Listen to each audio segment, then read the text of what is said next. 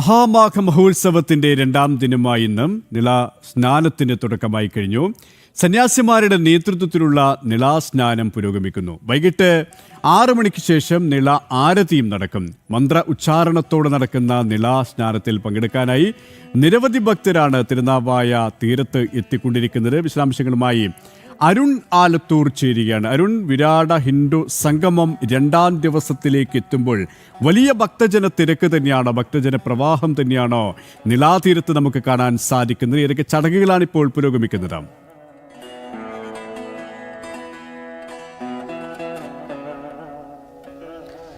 സുരേഷ്, ഇപ്പോൾ നിളാസ്നാനത്തിൻ്റെ ചടങ്ങുകൾ ആരംഭിച്ചിരിക്കുകയാണ്. രാവിലെ മുതൽ തന്നെ വിശ്വാസികൾ നിളയിൽ എത്തി സ്നാനം നടത്തുന്നുണ്ട്.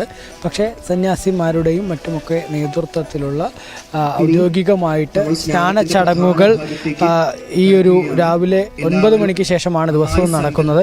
ഇന്നലെയും ഇതേ സമയത്ത് തന്നെയായിരുന്നു നിളാസ്നാനത്തിൻ്റെ ചടങ്ങുകൾ ആരംഭിച്ചത്. ഇപ്പോഴും അത്തരത്തിൽ ധാരാളം വിശ്വാസികൾ നിളാസ്നാനത്തിൽ പങ്കെടുക്കുന്നതിന് വേണ്ടി ഈ നിളാ നദിക്കരയിൽ എത്തിയിരിക്കുന്ന കാഴ്ചയാണ് ഇപ്പോൾ നമുക്ക് കാണാൻ കഴിയുന്നത്.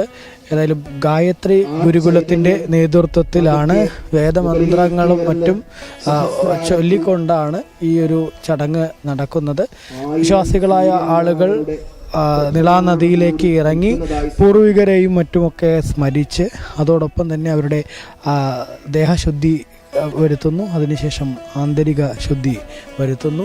ശേഷമാണ് ഈ നിളാസ്നാന ചടങ്ങിലേക്ക് കടക്കുന്നത്. ഏതായാലും ചടങ്ങ് ഇപ്പോൾ ഈ നിളാനദിക്കരയിൽ പുരോഗമിക്കുകയാണ്. നമുക്കറിയാം, ഈ കുംഭമേളയെ സംബന്ധിച്ചിടത്തോളം അല്ലെങ്കിൽ മഹാമാഘ മഹോത്സവത്തെ സംബന്ധിച്ചിടത്തോളം രാവിലെ ഏറ്റവും പ്രധാനമായിട്ടുള്ള ചടങ്ങ് എന്ന് പറയുന്നത് അത് ഈ ഒരു നിളാസ്നാനം തന്നെയാണ്. നിളാസ്നാനത്തിന് പ്രത്യേക സമയക്രമങ്ങൾ അങ്ങനെയൊന്നുമില്ല. അതിരാവിലെ മുതൽ തന്നെ നിളയിലെത്തി സ്നാനം നടത്താവുന്നതാണ്. പക്ഷേ അങ്ങനെയാണെങ്കിൽ പോലും ഈ സമയത്ത് നിളയിലെത്തി സ്നാനങ്ങൾ നടത്തുന്നതിനോടൊപ്പം തന്നെ ഈ രാവിലെ ഇത്തരത്തിൽ സംഘാടകർ ഒരു പ്രത്യേക സമയം ക്രമീകരിച്ചുകൊണ്ട് ഈ ഗായത്രി ഗുരുകുലത്തിൻ്റെയൊക്കെ നേതൃത്വത്തിൽ വേദമന്ത്രോച്ചാരണത്തോടെയൊക്കെ ചടങ്ങ് നടത്തുന്ന ഒരു കാഴ്ച, അത് ഈ ഒരു ചടങ്ങിനെ പ്രത്യേകമായി ക്രമീകരിച്ചതാണെന്നുള്ളതാണ് സംഘാടകർ അറിയിച്ചിരിക്കുന്നത്. ഏതായാലും ഇപ്പോൾ ആ ചടങ്ങ് പുരോഗമിച്ചുകൊണ്ടിരിക്കുകയാണ്. നിളാനദിയിൽ സന്യാസിമാരുടെയും മറ്റ് ശ്രേഷ്ഠന്മാരുടെയൊക്കെ നേതൃത്വത്തിലാണ് ഈ നിള സ്നാന ചടങ്ങ് ഏതായാലും ഇപ്പോൾ പുരോഗമിക്കുന്നത്. വിവിധ നാടുകളിൽ നിന്നുള്ള ആളുകൾ ഈ നിള സ്നാനത്തിൽ പങ്കെടുക്കാനായി എത്തുന്ന കാഴ്ച നമുക്ക് കാണാൻ സാധിക്കുന്നുണ്ട്. സുരേഷ് നേരത്തെ സൂചിപ്പിച്ചതുപോലെ വിവിധ നാടുകളിൽ നിന്നുള്ള ഭക്തജനങ്ങളുടെ തിരക്ക് തിരുനാവായയിൽ അനുഭവപ്പെടുന്ന ഒരു സ്ഥിതി തന്നെയാണ് നമുക്ക് കാണാൻ സാധിക്കുന്നത്. ഇന്ന് രാവിലെയും നമ്മൾ ആളുകളുമായി സംസാരിക്കുന്ന സമയത്ത് പല നാടുകളിൽ നിന്ന്, കാസർഗോഡ് മുതൽ തിരുവനന്തപുരം വരെയുള്ള ജില്ലകളിൽ നിന്നുള്ള ഭക്തജനങ്ങൾ ഇവിടേക്ക് എത്തുന്നതായിട്ടാണ് നമുക്ക് കാണുന്നത്. ഒപ്പം ഈ തമിഴ്നാട്ടിൽ നിന്നും കർണാടകയിൽ നിന്നും ഒക്കെയുള്ള മലയാളികളും അതല്ലാതെ മറ്റ് ഭാഷ സംസാരിക്കുന്ന ആളുകളുമൊക്കെ ഇവിടേക്ക് എത്തുന്നുണ്ട്. ഏതായാലും ഇന്നലെയാണ് ഈ കുംഭമേളയ്ക്ക് ഔദ്യോഗികമായി തുടക്കമായിരിക്കുന്നത്. രണ്ടാം ദിനത്തിലും ചടങ്ങുകൾ പുരോഗമിക്കുകയാണ്. ഇപ്പോൾ നിളാസ്നാനം പുരോഗമിച്ചുകൊണ്ടിരിക്കുന്നു. ഏതായാലും ഈ നിളാ നദിക്കര ആകെ വലിയ ഭക്തിസാന്ദ്രമായ മുഹൂർത്തങ്ങളിലൂടെ നമുക്ക് ദൃശ്യങ്ങൾ കാണാൻ സാധിക്കും. ഭക്തിസാന്ദ്രമാണ് നിളാതീരം. കഴിഞ്ഞ ദിവസങ്ങളടക്കം നമ്മളത് കണ്ടതാണ്. ഇന്നലെ കാശിയിൽ നിന്നുള്ള പണ്ഡിറ്റുകളടക്കം ഈ നിള ആരതിക്ക് നേതൃത്വം നൽകിയ മനോഹരമായ കാഴ്ച, പ്രയാഗിലും കാശിയിലടക്കം നമ്മൾ കണ്ട ആ മനോഹരമായ കാഴ്ച നേരിൽ ദർശിക്കാൻ അനവധി പേരാണ് എത്തിയത്. ഇപ്പോൾ രാവിലെയാണ്. ഇനി ഓരോ മണിക്കൂറുകൾ പിന്നിടുമ്പോഴും അത്രത്തോളം ജനസാഗരമായി നിളയുടെ തീരം മാറുമെന്ന കാര്യത്തിൽ സംശയം വേണ്ട, അല്ലേ?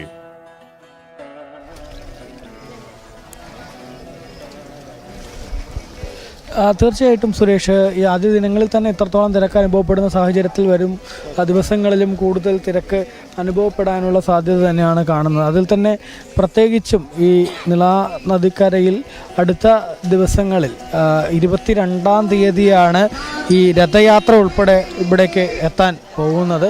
അന്ന് തന്നെ ഈ നിളാ നദിയിലൂടെ നിർമ്മിച്ചിട്ടുള്ള താൽക്കാലിക പാലത്തിൻ്റെ ഉദ്ഘാടനം ഉണ്ടാവുമെന്നുള്ള വിവരങ്ങളും ലഭിക്കുന്നുണ്ട്. അതുകൊണ്ട് തന്നെ സ്വാഭാവികമായിട്ടും 22-ാം തീയതി മുതൽ കൂടുതൽ ശക്തമായ തിരക്ക് അനുഭവപ്പെടാനുള്ള സാധ്യതയും കാണുന്നു എന്നുള്ളതാണ്. ഏതായാലും ഒരുപാട് വിശ്വാസികൾ ഇങ്ങനെ നിലയിലെത്തി അവർ സ്നാനം നടത്തി ഇപ്പോൾ രാവിലെ ഈ ചടങ്ങിൻ്റെ ഭാഗമാവുന്നു എന്നുള്ളതാണ്. എവിടെ നിന്നാണ് ഏട്ടാ? ഞാൻ വർക്കല ശ്രീ ജനാർദ്ദന സ്വാമി ക്ഷേത്രത്തിന് വരെയാണ്. ഞാൻ പിതൃദേവ ട്രസ്റ്റിൻ്റെ ചെയർമാനാണ്. ഈ കുംഭമേളയ്ക്കായിട്ട് തന്നെയാണ് വന്നത്. ഇവിടെ ഈ ചരിത്രം ഇറങ്ങുന്ന ഭൂമിയാണ്. പിതൃക്കൾ ധാരാളം ഇവിടെ ഇങ്ങനെ മാമാങ്ക കാലഘട്ടത്തിലുള്ള പിതൃക്കൾ ഇവിടെ കിടക്കുകയാണ്. അവരൊക്കെ പുണ്യാത്മാക്കളായി മാറി പൊയ്ക്കൊണ്ടിരിക്കുന്ന സമയമാണ് അനുഭവപ്പെടുന്നത്. തീർച്ചയായിട്ടും ആ പുണ്യാത്മാക്കളുടെ ഒരു പ്രത്യേകത, അതിൻ്റെ ഒരു ശാന്തി ചൈതന്യം ഈ പ്രദേശമാകെ കേരളമാകെ വരും എന്നുള്ള പ്രതീക്ഷയാണ്. എല്ലാവർക്കും വേണ്ടിയിട്ടാണ് ഈ ചടങ്ങുകൾ നടത്തുന്നത്. എല്ലാവരുടെയും മോക്ഷത്തിനും ഐശ്വര്യത്തിനും ഒക്കെ വേണ്ടിയാണെന്നുള്ളതാണ്. ചേട്ടാ എവിടെ നിന്ന് വരികയാണ്? മൊബൈലിക്കര കുംഭമേളയ്ക്ക് ആയിട്ട് വന്നാണ്. അതെ അതെ സ്നാനം വളരെ പ്രധാനപ്പെട്ടാണ്. അതെ അതെ അതെ. അപ്പോൾ അതിൻ്റെ നിർവൃത്തി പറഞ്ഞറിയിപ്പിക്കാൻ പറ്റില്ല, അത് അനുഭവിച്ചറിയാൻ പറ്റുള്ളൂ. പങ്കെടുത്തിട്ടുണ്ടോ പ്രയാഗ്രാജിലോ മറ്റോ? പ്രയാഗ്രാജിലുണ്ടായിരുന്നു. എവിടെ നിന്നാണ്? പൊന്നാനി വരുന്നത്. വളരെയധികം സന്തോഷം. ഈ പരിപാടിയിൽ പങ്കെടുക്കാൻ പറ്റിയതിൽ വളരെയധികം സന്തോഷം. അതെ, ഞങ്ങൾ പൊന്നാനിയിലാണ്. ഞങ്ങൾ മൈൻ കുംഭമേളയ്ക്കൊക്കെ പങ്കെടുത്തിരുന്നു. ഇവിടെ കുംഭമേള നടന്നപ്പോൾ ബോംബെയിൽ നിന്ന് വന്നതാണ്. ഞങ്ങൾ ബോംബെയിലാണ് സ്ഥിരമായിട്ട് താമസം. ഈ കുംഭമേള അറിഞ്ഞിട്ട് ഇവിടേക്ക് നാട്ടിലേക്ക് വന്നതാണ് സ്നാനം ചെയ്യാൻ വേണ്ടി. രാവിലത്തെ സ്നാനവും മറ്റു ചടങ്ങുകളിലൊക്കെ ഭാഗമാവുക എന്നുള്ള എങ്ങനെയാണ്? വളരെ എനർജിക് ആയിട്ടുണ്ടായിരുന്നു. വളരെയധികം നല്ല സന്തോഷം തോന്നി, ആത്മസംതൃപ്തി അടഞ്ഞു ഞങ്ങളിവിടെ വന്നിട്ട് സ്നാനം ചെയ്തപ്പോൾ. നമസ്കാരം. വളരെ സന്തോഷമായി. നീളാനദിയിലൊന്ന് മുങ്ങുക എന്ന് പറഞ്ഞാൽ പുണ്യം തന്നെയാണ്. ഇടയ്ക്കൊക്കെ ഞാൻ വന്ന് മുങ്ങാറുണ്ട്, എന്നാലും ഈ സമയത്ത് മുങ്ങൽ ഒരു പ്രധാനമുണ്ട്. സന്തോഷം. ആലത്തൂര്, തിരൂർ ആലത്തൂര്. സന്തോഷം. അത് തന്നെയാണ്. ഒരുപാട് ആളുകൾ. ചേട്ടാ എന്താണ് ഈ കുംഭമേളയ്ക്ക് വലിയ തിരക്ക് ഇങ്ങനെ കൂടി വരുന്നൊരു സാഹചര്യം? നല്ല തിരക്ക് കൂടി വരികയാണ്. കേരളം മുഴുവൻ, ലോകം മുഴുവൻ ഇവിടെ എത്താൻ പോകണം. അതാണ് ഈ കുംഭമേളയുടെ ഈ കേരളത്തിൽ ആദ്യമായിട്ട് നടക്കുന്ന, വിപുലമായിട്ട് നടക്കുന്ന കുംഭമേളയാണിത്. അതുകൊണ്ട് തന്നെ ഈ ലോകം മുഴുവൻ ഇവിടെ എത്തിയാണ്. തിരക്ക് വർദ്ധിച്ചു വരികയാണ്. ട്രെയിനിലും ബസ്സിലൊക്കെ ആൾക്കാരിങ്ങനെ വന്നുകൊണ്ടിരിക്കുകയാണ്. അതുതന്നെയാണ്, ഓരോ ദിവസങ്ങളിൽ ഓരോ ആളുകൾ വിവിധ ഭാഗങ്ങളിൽ നിന്ന്, ഇവിടെ നാടുകളിൽ നിന്നൊക്കെ ഇങ്ങനെ എത്തുന്നു എന്നുള്ളതാണ്. എവിടെ വരികയാണ്? ഞങ്ങൾ പുഴക്കാട്ടി. ഇവിടെ വന്നതിലും ഇതിൽ പങ്കെടുക്കാൻ പറ്റിയതിലും വളരെ സന്തോഷം. ഇതിന് എല്ലാ സഹകരണവും തന്ന ജനം ടി വിക്കും ഞങ്ങൾ അകമഴിഞ്ഞ ആശംസകളും സ്നേഹവും. ഏതായാലും ഒരു അമ്മ കൂടെ ചേരുന്നുണ്ട്. എവിടെ നിന്ന് വരണം? നല്ലായിന്ന് വരും. എങ്ങനെയാണ് ഈ നദിയിലെ സ്നാനവും കുംഭമേളയുടെ ഭാഗമാകാൻ കഴിയുന്ന വലിയ പുണ്യമാണ്? ഇതിലും ഭേദം ഒരു പുണ്യം വേറെ ഇല്ല. വളരെയധികം സന്തോഷമായി. നമ്മൾ ആറാട്ടുപുഴ മുങ്ങാറൊക്കെ പോകാറുണ്ട്, പക്ഷെ അതിനേക്കാളും കൂടുതലൊരു സന്തോഷമാണ് ഇവിടെ വന്ന് മുങ്ങിയപ്പോൾ കിട്ടിയത്.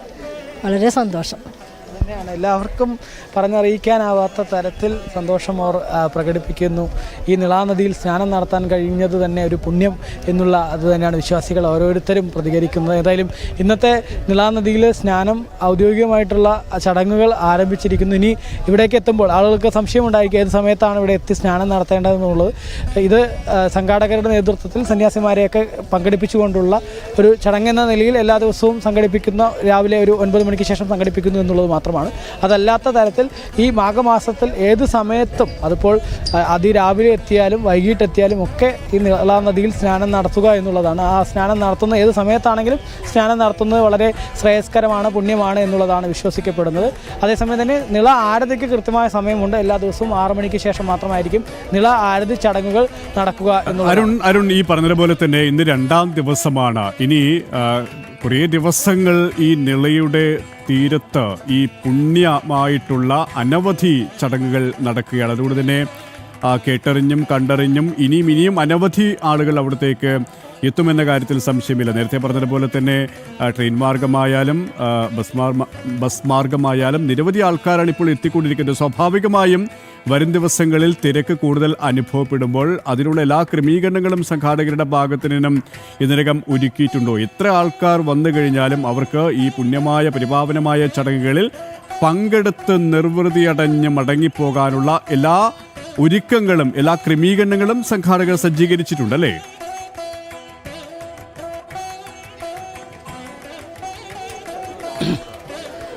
തീർച്ചയായിട്ടും സുരേഷ്, എല്ലാവർക്കും ഇവിടെ എത്തി ഈ ചടങ്ങുകളിലൊക്കെ ഭാഗവാക്കാവുന്നതിന് പങ്കെടുക്കുന്നതിന് എല്ലാ തരത്തിലുള്ള ഒരുക്കങ്ങളും സംഘാടകരുടെ ഭാഗത്തു നിന്ന് പൂർത്തിയാക്കിയിട്ടുണ്ട്.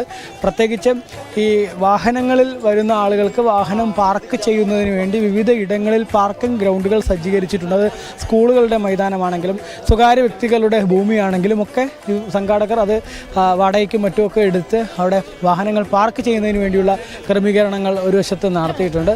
മറ്റൊന്ന് എന്നുള്ളത് ഈ വരുന്ന ആളുകൾക്ക് ഭക്ഷണം എന്നുള്ളതാണ്. രാവിലെയും അതുപോലെ തന്നെ ഉച്ചയ്ക്കും വൈകുന്നേരം ഉൾപ്പെടെ ഇവിടെ 3 നേരവും അന്നദാനം ക്രമീകരിച്ചിട്ടുണ്ട്. അത്തരത്തിൽ ഭക്ഷണത്തിന് വേണ്ട വ്യവസ്ഥകൾ ചെയ്തിട്ടുണ്ട്.